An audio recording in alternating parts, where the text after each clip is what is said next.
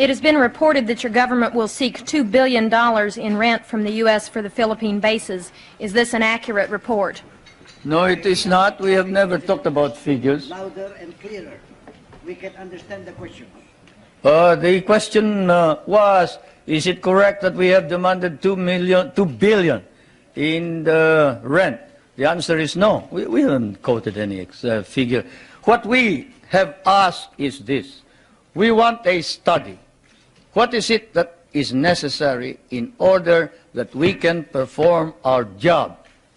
You and I know that if the Philippines is attacked, the United States is not necessarily bound to immediately react, because the provision of the Mutual Defense Pact is that you will immediately take steps as is necessary to meet the contingency in accordance with your constitutional processes. What does that mean? That means that you go to the Senate and the House of Representatives. What does that mean? That means delay while we are dying there.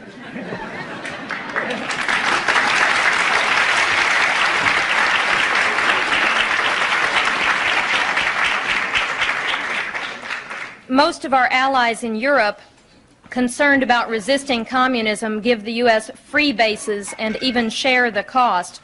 Why shouldn't we expect the same kind of cooperation from the Philippines instead of demands for more rent? Well, for one thing, you haven't exactly paid for what we lost in the last war. If we must make an accounting, 75% of our cities were devastated in the last war. We lost 1 million men. Shall I quote you the statements of Roosevelt and MacArthur that every Carabao will be paid for? Shall I tell you that the veterans who were inducted into the USAF, the United States Armed Forces of the Philippines, of the Far East, your armed forces, were paid only 1/2 the salary of your soldiers? Shall I tell you that we almost turned communists because you refused to recognize us?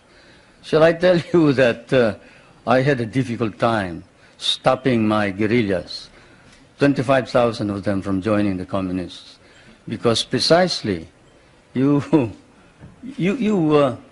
sort of forgot that we had done the fighting for you, you know, and we were parts of your armed forces. But in fairness to the American Congress, when we came here and we called attention to the fact that we had been abandoned and forgotten, they themselves, in outrage, immediately passed a law recognizing the services of the Filipinos and reinstating them as parts of the United States Armed Forces in the Far East, including back pay and benefits. That, Madam President, is the answer, in addition to the fact that those people that you are talking about have been making money at the expense of the United States for quite a long time, while we have not.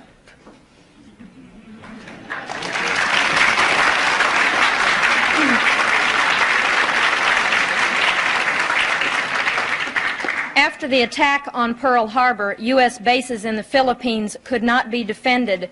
Why should we expect that in another war these bases would be more reliable? That's one of the questions that I wanted to find out.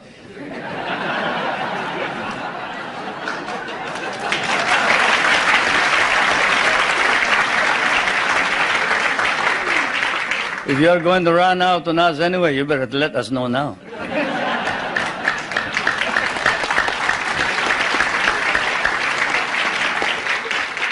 Is it true President Reagan has not raised with you any concern about repression and human rights? Well, he sort of spoke of the fact that we have all this constitutional provision. But we did speak of the fact that we must maintain and enhance human rights in general. But this fault finding that we found in some of these reports before isn't there. There is this open-mindedness and fairness which we expected of America and the Americans. The Americans that I know, the Americans who fought beside me, the Americans who bled with me in many a battlefield, was a fair man. He was a just man. He was a courageous man. He was a man who saw right and did right. And it is not fair to accuse the Philippines of any violation of human rights when there has been no violation. Though if there has been any violation, we punish those who have violated. And I now ask that this particular writing of one of the most celebrated figures, who claims to have, at the beginning of the campaign against my government, claims to have been maltreated by some of the military men, now reports exactly what happened. I ask that my staff distribute the letter of Herrera, Trinidad Herrera.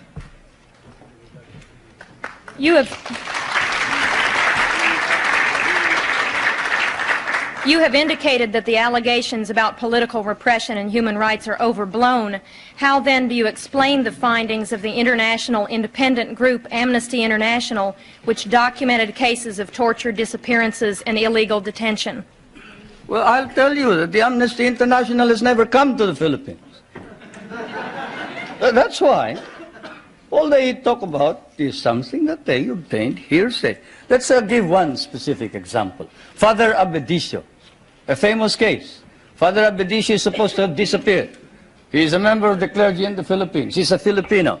He disappeared and we couldn't locate him. Not even my best intelligence officers could locate him. And what did we discover after 6 months? We discovered he had run away with somebody who claimed to be a nun, and he was in Germany. How do you like that? And we got blamed for it. We got blamed for it. That's it. That's how the Amnesty International has been reporting all this thing. This questioner says, I have been in Manila and talked with both Filipino and U.S. businessmen. They say the Philippines are the most corrupt nation in the Association of Southeast Asian Nations, and that your wife's nickname is Miss 10%. Will you comment? They must mistake us for another nation. He must have been living in the bar. Because I can tell you, there is this man, Justice Pamaran, whom I just introduced to you. He is the ombudsman. You who know what an ombudsman is, knows exactly what he can do. He doesn't wait for evidence. Any rumor whatsoever, and he investigates it. You talk about my wife. Not that I would like to defend her. She can defend herself any time. She's quite capable. But perhaps that statement was said of another First Lady, not my wife. Certainly not my wife. Perhaps I can tell you that the property of the Marcoses has been brought into a blind trust. And not a 2020 blind trust either. It's a real blind trust. And we don't know exactly how that blind trust operates the property. The only property that we have control of are two or three houses, one in the province of Ilocos Norte, no, two in the province of Leyte, and one in Manila, 5. Then the schooling for the children, up to possibly a doctorate. Beyond that, all income goes into the Marcos Foundation, which is the foundation that embraces all property. Do you think that if there was any corruption by the Marcos family, that we can maintain the present prestige and leadership of the Marcoses in the Philippines? What do you think the Filipinos are? They are a very literate people. Literacy in the Philippines has increased up to 90% nationwide, and in Manila it is 100% literacy. And if there was any indication whatsoever of any of these corruption that you talk about, and whoever said that sounds like he has been in the wrong company. Probably the guys that he was working with may have been engaged in corruption. I'd like to know who they are. Then we'll go after them. But I can assure you, if any public official engages in corruption, he will land in jail That is definite. What do you say to critics who say your health is poor and you won't be around very long, but your wife may be? Anybody want to try me in the ring?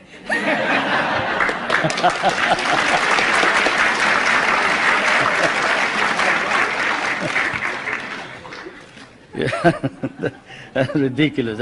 I refuse to answer questions like that.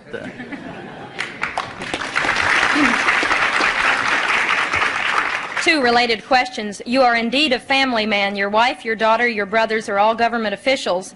Do you think the next president of your country will be a Marcos, and would you like for your wife to succeed you as president? No, no. The problem here, of course, is that one, you do not understand Philippine politics. You see, first of all, my brother, did you say my brother was governor? Government officials. My brother volunteered his services for Medicare. Did you want him to withdraw his voluntary services as a medical officer? He is serving our country practically free, abandoned a very profitable medical career in order to serve what we have as Medicare, which is your Medicaid, no? Yes. He is not a government official by any means. This is a voluntary organization. My wife was elected. He was elected because the candidates wanted to include him, to include her. They wanted somebody to carry them. Minister Romulo will tell you that without the support of the governor, who happens to be well liked by the people of Manila, they probably wouldn't have won in the last elections. It's just a matter of helping out in the political campaign. My daughter is the voluntary head of a group of village leaders. That is not a political organization. That's not a government organization. This is an association of young kids who are organized in order that they can help each other. Kabataan Barangay. And I am surprised that you hold it against these young kids, that they get together so they can play football, they can encourage sports, they can encourage people, the young kids, from going into drugs. Don't you think that you should also organize something here in the United States and get somebody to stop the young kids from going into drugs and instead go into sports? Well, that's what they're doing. Now, with respect to the other officials, the question, of course, doesn't specify. Let me put it this way. As I told you, our government is a caucus government, consensus. When the consensus of the party demanded that I appoint the First Lady as a member of the Executive Committee, I had an agreement with them, and that is that she would not become President or Prime Minister. At the beginning, even Prime Minister Cesar Virata was for the First Lady becoming Prime Minister. But the First Lady and I stood our ground, and we nominated the Prime Minister Virata instead. Now, is that the action of anybody who is preparing to take over as a dynasty? Now, my other daughter, well, she is in Pennsylvania. She's studying voice culture, and she is in anthropology. I don't see what connection that has with politics. Mr. President, your opponents say this trip is costing between $5 million and $20 million. What is the budget for your trip? It's ridiculous. My cabinet is spending only a very minuscule part of that. If there are any people who have joined this group, they are on their own. I'm sorry to say. They're on their own. Do you believe the United States now has a consistent, understandable policy toward the Philippines and East Asia? Shouldn't you ask that of the United States leaders, not me? But as far as I'm concerned, yes, insofar as we can understand. What I see is a resurgent American nation under the new leadership, trying its very best, earnestly trying to arrest decline and slide in prestige and in policy, in domestic and foreign policy. That is what we see from the outside. There is an earnest effort to prevent drift and confusion. Now, we would like to encourage that because among the small nations, there's no possibility of any progress so long as there is instability throughout the world. And so, as I said last night, what I see now, 16 years after my last visit, actually my last visit was when I came to participate in the memorial services of President Eisenhower in 1969, not 1966, 1969. And, but what I see here is while in the past America was in the dark, and there were doubts and misgivings. There were fears that you were tiring, you were weary, you doubted your own strength, you didn't know where you were going. But now there is hope, and the phenomenon is what we see is an America emerging out of the shadows. It's still partly in the shadows, but it's trying to emerge. And certainly, under the leadership of President Reagan, it's trying to organize an integrated, understandable foreign policy. And that's what we see.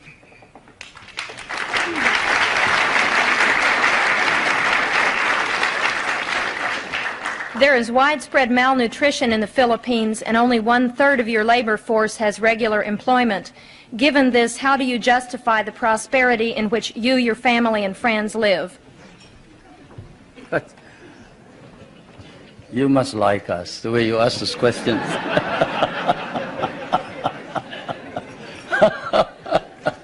Anyway, I don't know where you get your figures, but the unemployment figure in the Philippines is 4%. I don't know what's yours. I do know what's yours, but have you heard of the KKK, not the Ku Klux Klan, but we have a program which harnesses the energies of those who are half employed, like those who are in the farms. You see, those who wait for the coconuts to fall or who plant rice are partly employed. And so we allow them to engage in what we call small, medium-scale industries, contract work. In what country do you see, say, a boot block? A boot block. Go to a rural bank and say, look, I used to borrow money from this usurious lender here. I borrow 5 pesos in the morning, I have to pay him 6 pesos in the afternoon. Can't you lend me 50 pesos now and I will repay you later on? I have no collateral, I am unknown, I live in the streets. And in what country will you see the rural bank lend this boot block money after looking at his shoe shine stand and gathering all the other shoe shine boys and putting them to work and getting them to repay this indebtedness, not in a week, but perhaps even in a day? Or fishermen who live a hand-to-mouth existence. Even here, in your prosperous United States, can a poor fisherman go to a bank and borrow money on his name, on his signature? He cannot. But here in the Philippines, he can. A poor fisherman can go to the bank and say, look, I live in so-and-so, and chairman of my village can certify that I am a poor fisherman. And I would like to organize a group. Can you lend us 5,000 so I can buy a motor, I can buy a net, I can buy a small boat, and we can improve our earnings.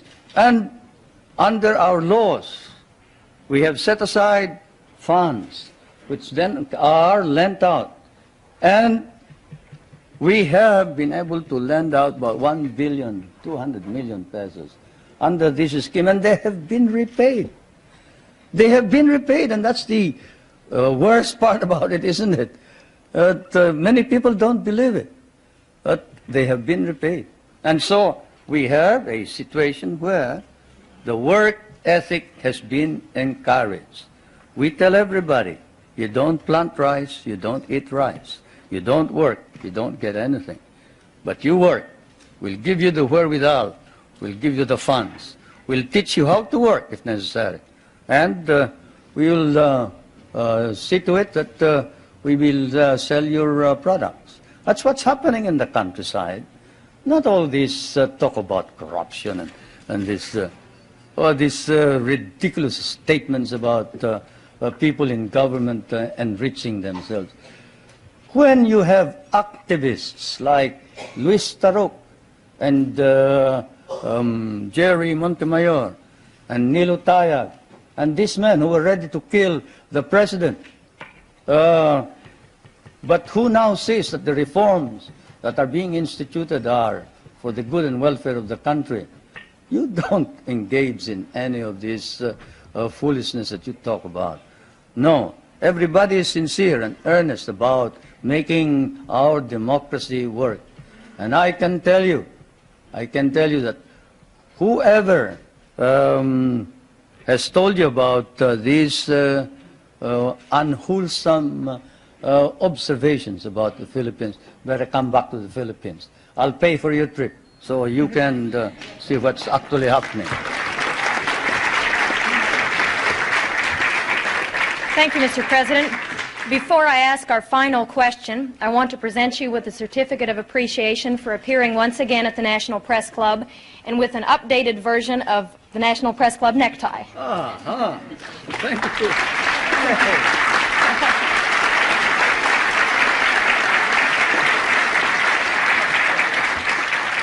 And now our last question. Is it really true, as your biography states, that you were born in a thunderstorm? How should I know? But my mother says so, yes. My mother says so, and I guess if you can't believe your mother, whom will you believe, huh?